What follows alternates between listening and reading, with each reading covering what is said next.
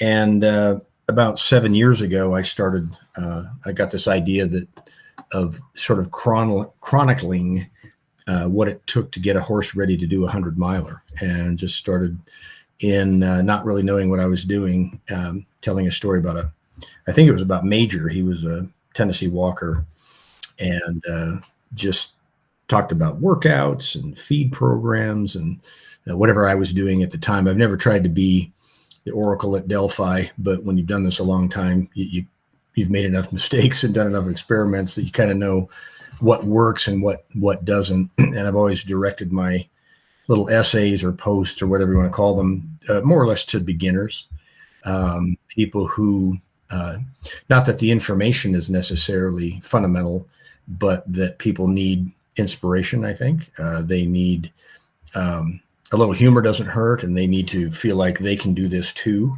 I think the sport is always in need of mentoring.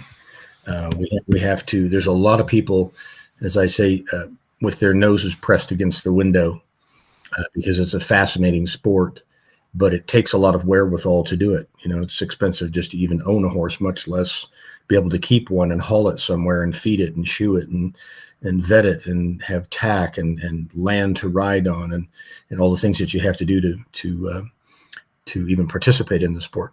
So in the last 8 or 10 years, there's been a decline in the membership, and we took a hit during COVID and things like that. So I'm hoping there's a resurgence, and that's really been my goal in writing so much on Facebook.